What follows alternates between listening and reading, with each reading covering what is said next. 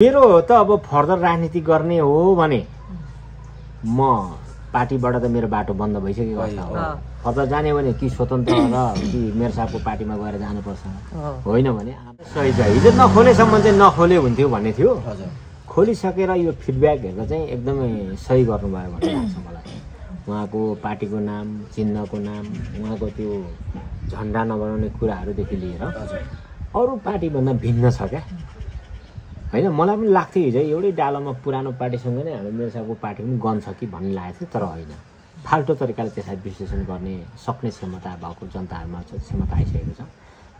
अहिले मलाई लाग्छ राष्ट्रिय स्तरमा निकै माने चुनेको विश्लेषक मान्छेहरूले पनि हर्क साम्बाङको विषयमा राम्रो बोलिरहेको देख्दाखेरि र मैले पनि आफूले मनन गरेको देख्दाखेरि हिजो नखोली हुन्थ्यो, त्यही डालोमा गन्छ होला मेरो साहबलाई पनि, होइन? आखिरी पार्टी नै हो भन्ने लाग्थ्यो, तर त्यो उहाँ अरूभन्दा फरक छ, धेरै फरक छ उहाँको ब्रिफिङहरू, उहाँको कुराहरू। अनि त्यो गर्दाखेरि चाहिँ मलाई मेरो साहबले पार्टी खोलेकोमा खुसी छु। म सोचेको भन्दा राम्रो डोनरहरू पनि जोडिरहनु भएको छ अत्यन्त धेरै, अनि त्यसले गर्दा अत्यन्तै हौसला पनि मिलेको छ, जोस जागर पनि चलेको छ। अब मैले त्यो ढुङ्गे पार्क चाहिँ 8-9 लाख रुपियाँमा सकिन्छ भन्ने सोच बनाएको।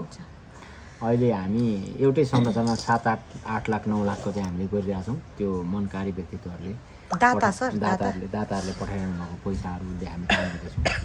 एउटा मोहन उपास मामाले 7 लाखको एउटा नेपालकै लामो चौतारा बनाइदिनु भयो। अनि त्यस पछाडि एउटा तल शौचालय 3,60,000 समथिङको हामीले इन्स्टल गरेका छौँ। त्यो शौचालय पनि फिनिसिङ हुने कुरामा छ। अनि त्यस्तै गरी अहिले टिकट काउन्टर एउटा क्यान्टिन भनेर 12/20 को 8/12 को एउटा टिकट काउन्टर, 12/12 को एउटा काउन्टर क्यान्टिन भनेर बनाइरहेको छौँ। हामीले बनाउँदैछौँ, त्यो निर्माणाधीन छ। अनि त्यो कुरामा चाहिँ 9 लाख जतिको समथिङ इस्टिमेट आएको छ। अनि यसरी डोनरहरू जोडिरहनु भएको छ। त्यस्तै गरी त्यहाँ मूर्तिहरू बनाउने कुरामा जोडिरहनु भएको छ, खाजा नास्तामा जोडिरहनु भएको छ, आर्थिक सहयोग गरिरहनु भएको छ। यो यावत कुराले गर्दाखेरि अहिले एकदमै बिजी। अनि मेरो साहबको श्रममा पनि म उपस्थित भइरहेको छु। म अलिकति अशक्त पनि भएँ बिचमा। अस्ति म शान्ताको दिन मैले हात काटेँ, अनि त्यो काटेकोले गर्दाखेरि पनि श्रम गर्न नसक्ने भएकोले म श्रममा गइरहेको छुइनँ। र कतिजनाले श्रममा खोजिरहनु भएको छ अनि यहाँहरूलाई यसै मिडिया मार्फत पनि भन्न चाहन्छु। र हाम्रो प्रसन्न भट्टराईज्यू पनि अब यो आउने शनिबार चाहिँ आउँदै हुनुहुन्छ अरे अमेरिकाबाट, होइन? उहाँलाई भेट्ने चाहना चाहिँ अत्यन्त राम्रो छ। र अहिले तपाईँहरूसँग हुँदाहुँदै म एउटा सन्दीप सुब्बा झापा निवासी, अहिले अमेरिका बस्नुहुन्छ उहाँले त्यहाँ चौताराहरूमा सहयोग गर्नुभएको छ, खाजा नास्तामा सहयोग गर्नुभएको छ, हरेक कुरामा सहयोग गर्नुभएको छ उहाँले। त्यो उहाँ पनि अब भोलिको फ्लाइट रहेछ उहाँको, नेपाल आउँदै हुनुहुन्छ। उहाँसँग भेट्ने भए अब अहिले ढुङ्गे कला पार्क राम्रै छ, ठिकै छ, रेस्पेक्टेड हो नि। वास्तवमा धनबहादुर राई भनेर हिजो 4 नम्बरले त चिन्दैन थियो भने अहिले धरानले चिन्छ, 200 वडाबाट उहाँकोले चिन्छन्। त्यस्तै गरी नेपालमा चिन्छन्, विदेशमा पनि चिनिरहनु भएको छ। उहाँले कतिले मेरो कन्ट्याक्ट नम्बरहरू खोज्दा नपाएर मैले चाहिँ यो दिवी नासिङ राखेर पनि कति झुकिनु भएको छ, धनबहादुर राई भनेर कति खोज्नु भएको छ, यावत कुराहरू छ। अनि धेरै मान्छेहरू अब त्यो ढुङ्गे कला पार्क भन्दै धनबहादुर राईलाई खोज्दै, हिजो पनि म यहाँ थिइनँ, उहाँहरू चाहिँ खोज्दै धरान एघारबाट आउनुभएछ।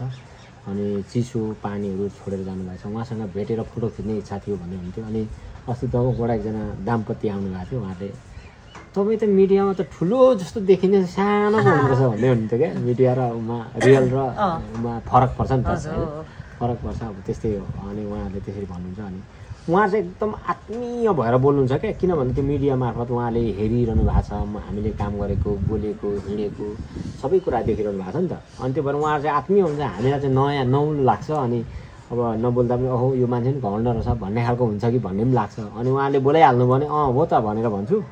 भरे उहाँहरूसँग छुटिसकेपछि कहाँ भेटेको, के पो गरेको भनेर सोच्दा हुन्छु क्या म। बिर्सिनु हुँदो रहेछ, बिर्सिहाल्छु म कतिपय कुराहरू। अनि त्यस्तो हुन्छ। अनि उहाँहरूले त्यो ठ्याक्क फेरि राजु दलनालाई भेट्नुभयो, त्यही राजु दलनाको मिडियाबाट चाहिँ हेर्नु हुँदो रहेछ कि उहाँले। अनि ठ्याक्कै उहाँलाई चिनेपछि अनि मलाई भन्नु तपाईँ त कस्तो ठुलो मिडियामा देखिन्थ्यो, यहाँ सानो हुँदो रहेछ भन्ने हुन्थ्यो क्या। अनि त्यस्तै हो। मलाई पनि सुदन किराँतीलाई भेट्दा चाहिँ छक्कै पऱ्यो क्या, हामी जत्तिकै होला जस्तो लाग्थ्यो क्या मलाई। अब सुदन किराँतीसँग हात मिलाएर यसरी त काँध मात्रै पुग्दो रहेछ म त। त्यस्तो हुन्छ क्या मिडियामा। हामी अब यो क्यान्टिन र शौचालय सम्पन्न सकिएपछि मेरो साहबलाई भनेको त्यो घेराबाराको पैसा हालिदिनु भने घेराबारा सक्न बित्तिकै हामी टिकट सुरु गरिहाल्छौँ। किनभने त्यहाँ 100-150 जना मान्छे दिनमा आवत जावत गरिरहेको छ। त्यतिको पनि त टिकट जम्मा गऱ्यो भने हामीसँग होइन 1 थुकी सुकी 100 थुकी नदी भने जस्तो एउटा जम्मा हुन्छ। त्यो धरानको विकासको समितिको लागि त्यो हुन्छ।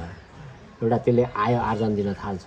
अनि त्यतिकै त्यो आय आर्जन दिन थालेपछि देश विदेशमा रहनुहुने मनकारी व्यक्तित्वहरू जसले खाजा, वृद्धा भत्ता, स्वास्थ्य खर्च, शिक्षा खर्च जस्तोहरू कटाएर उहाँहरूले खाइ नखाइ पठाएको पैसाको एउटा ब्याज अथवा त्यसको चाहिँ एउटा उन्नति देखिन थाल्छ भन्ने लाग्छ। त्यो एउटा गर्नुपर्ने छ। अनि अर्को कुरो चाहिँ हामी अब संस्थागत रूपले त्यो आयोग गोर्खाले लाउरे मामाहरूले गर्ने काम गर्दै हुनुहुन्छ, यता चुम्नुङले गर्दै हुनुहुन्छ, यायुखाले सुरु गरिसकेको छ। त्यो संस्थागत रूपमा गर्दै गर्छन्। हामी घेराबारा सकेपछि र गेट अनि टिकट काउन्टर अनि लगायतका शौचालय सम्पन्न भएपछि हामी त्यहाँदेखि चाहिँ अब मान्छेलाई टिकटमा प्रवेश पालिकाबाट हामी मेयर साहबसँग समन्वय गर्छौँ र अहिले हामीसँग निर्माणमा खट्नुहुने प्रत्यक्ष अप्रत्यक्ष रूपमा जुट्नुहुने सबै यहाँका स्थानीयवासी अनि अहिलेका चाहिँ पत्रकार साथीहरू जसले एकदमै महत्त्वपूर्ण भूमिका खेल्नुहुन्छ उहाँहरूसँग हामी समन्वय गर्छौँ। कति चाहिँ बचाउँछ। अब एउटा पार्कको न्युमा पैसै बढी लिएर पनि उहाँहरूलाई रिसाउने चिडाउने पनि हुँदैन। तर पनि उहाँहरूले दिइरहँदा पनि यो चाहिँ हाम्रै धरानको समृद्धिको लागि हो भन्ने खालको आवाज हुने गरी गरौँ भन्ने मन लागेको छ। त्यो चाहिँ अहिले मैले डिसिसन गरेको कुरा हुँदैन। हामी जतिखेर गर्छौँ त्यतिखेर मेयरसँग हामी समन्वय गर्छौँ भन्ने लाग्छ।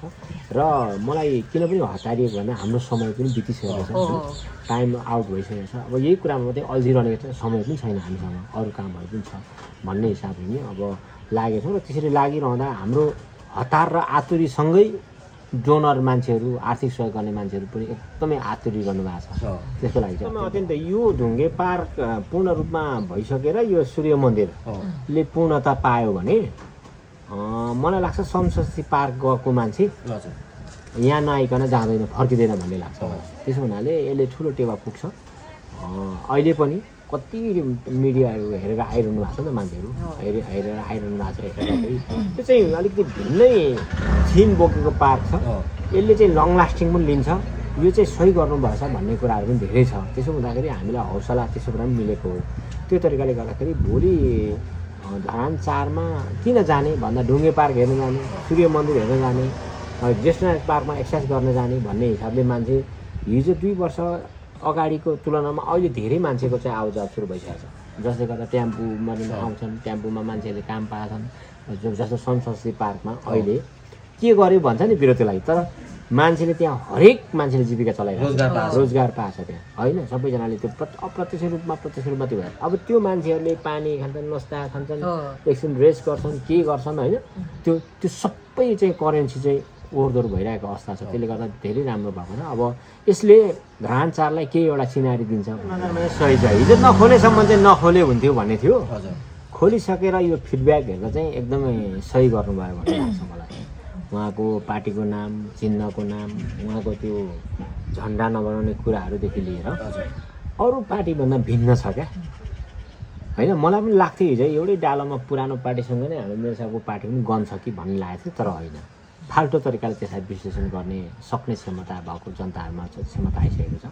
अहिले मलाई लाग्छ राष्ट्रिय स्तरमा निकै माने चुनेको विश्लेषक मान्छेहरूले पनि हर्क साम्बाङको विषयमा राम्रो बोलिरहेको देख्दाखेरि र मैले पनि आफूले मनन गरेको देख्दाखेरि हिजो नखोली हुन्थ्यो, त्यही डालोमा गन्छ होला मेयर साहबलाई पनि होइन। आखिरी पार्टी नै हो भन्ने लाग्थ्यो। तर त्यो उहाँ अरूभन्दा फरक छ, धेरै फरक छ उहाँको ब्रिफिङहरू, उहाँको कुराहरू। अनि त्यो गर्दाखेरि चाहिँ मलाई मेयर साहबले पार्टी खोलेकोमा खुसी छु म र उहाँलाई म 100% समर्थन पनि गर्छु।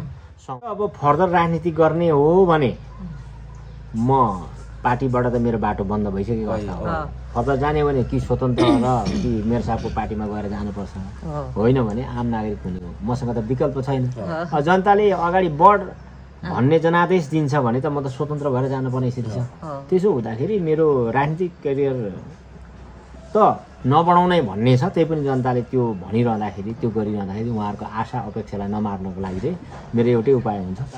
धेरैचोटि व्यक्तिगत रूपमा आएर पनि यहाँ पार्कमा पनि भन्नुहुन्छ, जहाँ भेट्दा पनि भन्नुहुन्छ, मिडिया मार्फत पनि भनिरहनु भएको छ। उहाँलाई त्यसको लागि चाहिँ अत्यन्त धन्यवाद भन्नुपर्छ। अब त्यसको एबल त त म थिइनँ, त्यही पनि उहाँले त्यो एबलको चाहिँ 4 नम्बरको वडाअध्यक्ष भनिदिनु भएकोमा त म अत्यन्तै खुसी छु। किनभने त्योभन्दा माथिल्लो स्तर जान पाउँदाखेरि होइन, एउटा समाजको सेवा गरिरहने, राजनीति गरिरहने मान्छेलाई त्यसरी माथिल्लो स्तरमा हेरिदिनु, त्यो मूल्याङ्कन गरिदिनु त ठुलो कुरा हो नि त। मेरो लागि भाग्यको कुरा हो, त्यो त राम्रो कुरा हो। अब सर चाहिँ यस्तो भन्छु म चाहिँ, हिजो चाहिँ म उठ्छु, मलाई फल्ना पदमा जिताइदिनु, म तपाईँहरूको सेवा गर्छु भनेर होइन कन्भिन्स गरेर एउटा भोटमा चाहिँ लडेर भोट जितेर आएर सेवा गरिन्थ्यो भने अहिले धनबहादुर राईलाई चाहिँ त्यहाँ पुर्याउनु पर्छ भन्ने जुन जनताको एउटा मन चाहना छ भित्रको, त्यो चाहना देख्दाखेरि त आखिर जनताले गरिदिनुहोस्, भइदिनुपर्छ भन्दाखेरि त त्यो हुन्छु र भन्छु गर्छु भन्नुभन्दा भइदिनुहोस् र गरिदिनुहोस् भन्नेमा त धेरै आकाश पाताल फरक छ नि त। इलेक्टेड र सिलेक्टेडको कुरा आउँछ नि त होइन। अब सेलेक्टेड भएर इलेक्टेड भएको महत्त्व धेरै हुन्छ क्या। यहाँ चाहिँ अनेक तिक्रम गरेर चाहिँ पैसा खर्च गरेर मासुभात खुवाएर भोट किनेर जितेर त्यो पदमा पुग्नुभन्दा जनताले स्वतन्त्र रूपले चाहिँ जिताएर यो मान्छेले चाहिँ हाम्रो काम गर्छ भन्ने एउटा जनविश्वास राखेर जिताएर त्यो ठाउँमा पुग्नु त फरक छ नि त। अर्ग्यानिक तरिकाले पुगिन्छ भन्ने लाग्छ मलाई। अनि समाजसेवा भनेको, राजनीति भनेको चाहिँ व्यवसाय होइन। हामी यहाँ दुनियाँ लगानी गरेर खर्च गरेर हामी चाहिँ पदमा पुग्छौँ नि, त्यो चाहिँ व्यवसाय हुन्छ फेरि क्या। अनि त्यसो हुनाले गर्दाखेरि समाजसेवा गर्न जाँदाखेरि हामी निस्वार्थ भावनाले बिना खर्च हामी त्यो ठाउँमा पुग्यौँ भने केही गर्न सक्छौँ। हामीलाई त्यहाँ पैसा उकास्नु पनि पर्दैन, हामीले त्यो खर्च मेन्टेन गर्नु पर्दैन होइन। अनि हामीले सकेको पैसा 100% दिने कुरा हो, हामीले रहने कुरा हो भन्ने लाग्छ। त्यसो हुनाले धनबहादुर राई राजनीतिमा अगाडि बढ्नु पऱ्यो भने स्वतन्त्र बाहेक अर्को विकल्प छैन। अब मलाई चाहिँ आम नागरिक पनि हुने मन छ होइन, त्यही पनि अब त्यहाँ जनताले अब गरिदिनुपर्छ, त्यहाँ भइदिनुपर्छ भन्ने हुँदाहुँदै पनि मैले फेरि उहाँहरूको कुरालाई आकाङ्क्षालाई पनि लत्याउनु पनि मिल्दैन होइन। एमाले काङ्ग्रेस माओवादी जे जति छन् उहाँहरू 45-46 सालदेखि सत्तामा बसेका छन्, सत्ताको सेवा सुविधा सुख भोग विलासको जीवन बिताएका छन् होइन। अब अनि एउटा अस्तित्वको कुरा पनि आउँछ क्या। अब यहाँ सिलिन्डर भएर हात उठाएर चुप लागेर बस्नु भनेको उहाँहरूको अस्तित्व सिद्धिएर जानु हो नि त। अनि उहाँहरूलाई मनमा छ यो आन्दोलन हो, यो परिवर्तन हो, यसबाट चाहिँ अब हामी अछुत रहन सक्दैनौँ भन्ने कुरा पनि थाहा छ। र जेनजीले उठाएको कुरा जायज पनि छ। हामीले देशलाई अत्यन्तै चरम भ्रष्टाचार गरियो, अत्यन्तै धेरै अन्याय गरियो, जनतालाई अत्यन्तै धेरै दुःख दियो भन्ने पनि थाहा छ होइन। र पनि उहाँले त्यो बोलेन भने त अस्तित्व सिद्धिँदैछ नि त। यो त अस्तित्वको लडाइँ हो क्या, उहाँहरूको धर्म पनि हो क्या, त्यो पार्टीको धर्म हो क्या। किनभने 30-40 वर्षदेखि एउटा सत्ता हाँकिरहेको मान्छे आज आम नागरिक भएर बस्ने मन त कसलाई हुन्छ होइन। पाएको सेवा सुविधा पाइरहेको कुराहरू त्यो बिर्सिन सक्दैन। उहाँले त्यो अस्तित्वको लागि उहाँले बोलिरहनु भएको छ। तर भित्र आत्मादेखि मलाई लाग्छ सबै दलहरूले स्वीकारेको छ। मैले देखेको एउटा हाम्रो महेश बस्नेत होइन, उहाँ हुनुहुन्छ एउटा केपी ओलीज्यू बोल्दै हुनुहुन्छ होइन। उहाँहरूले एउटा अस्तित्वको लडाइँमा बोलेको हो। वास्तवमा त्यो भित्री मनबाटै साँच्चै नै हामीले विरोध गर्नुपर्छ, यिनीहरूलाई चाहिँ विरोध गरेर एक ठाउँमा पुर्याउनुपर्छ भन्ने होइन मात्रै होइन। हरेक व्यक्तिले हिजो एकजना मात्रै हामी चुनाव लड्दैछौँ भने नि पछाडि चाहिँ हजारौँ कार्यकर्ता छ भनेर सम्झेर हिँड्छौँ अरे क्या। चुनाव लड्ने मान्छे हजारौँ मान्छेहरू छन् भनेर चाहिँ हामी हिँड्छौँ अरे, हामी त्यो भावनामा हिँड्नुपर्छ अरे भन्ने लाग्छ क्या। उहाँहरूको पनि त्यो एउटा आत्मबल बढाउने कुरा हो। अब हामी हार्छौँ, अब हामी सक्यौँ भने त उहाँहरू त प्रतिस्पर्धामै आउनु न नि त। उहाँले एउटा आफ्नो अस्तित्व बचाउनको लागि हामी फेरि प्रयास गर्छौँ, उड्छौँ र हामी फेरि सत्तामा सरकार हामी बनाउँछौँ। हाम्रो विकल्प अर्को विकल्प छैन, अहिले समय भएको छैन भन्ने कुरा त उहाँले भन्नुहुन्छ नि। त्यो अस्तित्वकै लडाइँ हो क्या भन्ने कुरा हो। यदि इभन हामी पनि त्यो पोस्टमा पुगेको भए आज हामी त्यो सासाना भाइ बहिनीहरूलाई जेनजीहरूलाई हामी राम्रो भन्दैन थियौँ। किनभने हामीले पाइरहेको सेवा सुविधा कटौती भएको छ, राजनीतिक शोक भोग विलासहरू कटौती हुँदैछ। हामी अझै त्यो मात्रै होइन, उहाँहरू आम नागरिक भएर जिउने अधिकार उहाँहरूलाई हुँदैन क्या। उहाँहरूको अस्तित्व सकिएपछि उहाँहरूलाई चाहिँ के अरे भ्रष्टाचार गरेको, देशको के अरे चलाचल सम्पत्ति अपचलन गरेको, पदीय हैसियतलाई दुरुपयोग गरेको कुराहरूको मुद्दा लाग्ने हुन्छ होइन। जीवनको अन्तिम चरणमा हिजोसम्म चाहिँ सम्मानीय प्रधानमन्त्री, गृहमन्त्री, राष्ट्रपति भएर बस्यो। अब अन्तिम चरणमा जीवनको अन्तिम चरणमा आज हो कि भन्ने चरणमा चाहिँ हामी एउटा के अरे काल कोठरीमा एउटा जेलमा एउटा मुद्दा धाइरहनु पर्ने अवस्थामा पुग्ने डरले पनि उहाँहरूले त्यो भनिरहनु भएको छ क्या। उहाँहरू त्यसको कारणले गर्दा पनि उहाँहरू अझै पनि हामी सत्तामा आउनुपर्छ, सत्तामा आउँछौँ भन्छ। मलाई लाग्छ यी 3-4 दलको पन्जामा अहिलेको हाम्रो प्रधानमन्त्री सुशीला कार्की परिसक्नु भएको छ। हिजो किनभने उहाँले 5 दिन लाग्छ भ्रष्टाचार रोक्नलाई भनिरहँदाखेरि 1 महिना भयो, 1 महिना भइसक्यो, अहिलेसम्म केही गर्न सक्नु भएको छैन।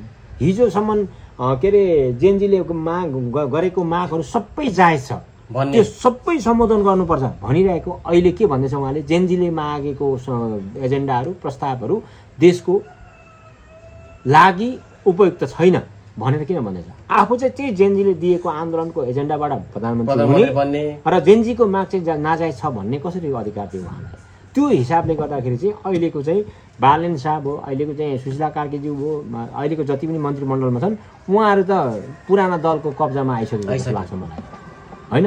इभन कि पुलिस र आर्मी समेत पनि उहाँहरूको चाहिँ दबदबामा आइसकेको अवस्था छ। अब हामी छोड्दैनौँ, अब हामी आन्दोलन गर्न दिँदैनौँ, हिजो हामीले छोड्यौँ, अब त्यो दोहोऱ्याएर हामी दिँदैनौँ भन्नुको कारण के त भन्दाखेरि केपी ओली मन्त्रीज्यूले के पनि भनिरहनु भएको थियो नि, ए जेल खोज्नुपर्छ, कारबाही गर्नुपर्छ भनिरहँदा जनतालाई त्यसलाई सुरक्षा दिने कुरा होइन, त्यसले चाहिँ के त्यसको चाहिँ मानव अधिकारभित्र पर्छ कि पर्दैन भन्दै गरेको कुराहरू देख्दाखेरि त उहाँले अहिलेको सरकारलाई चुनौती दिँदै गरेको कुरा। त्यसो गर्नु हुँदैन, गरियो भने यो हुनसक्छ भनेको हो नि त। हिजो प्रधानमन्त्रीले चाहिँ त्यो प्रत्यक्ष कार्यकारी ल्याउने भन्दै गर्दा त 10 दलले त प्रेस मिट गरेको होइन र, संसद विघटन गर्नुपर्छ भन्दा प्रेस मिट गरेको होइन र। त्यसो हुनाले उहाँले एउटा अस्तित्वको कुरा गरिरहेको छ। अस्तित्व सकिए मात्रै त केही हुँदैन, आम नागरिक हुन पाउँथ्यो, तर उहाँहरूलाई अझै अनन्तसम्म कारबाही हुन सक्ने सम्भावना भएको हुनाले पनि यो कुराहरू उहाँहरूले गरिरहनु भएको धन्यवाद छ। धनबहादुर राई भनेर चिन्नुहुने र 4 नम्बरको वडा अध्यक्ष भनेर चिन्नुहुने व्यक्तित्वहरू सबै मनकारी व्यक्तित्वलाई अत्यन्त धन्यवाद छ र उहाँलाई अत्यन्त धन्यवाद। धन्यवाद सर। धन्यवाद।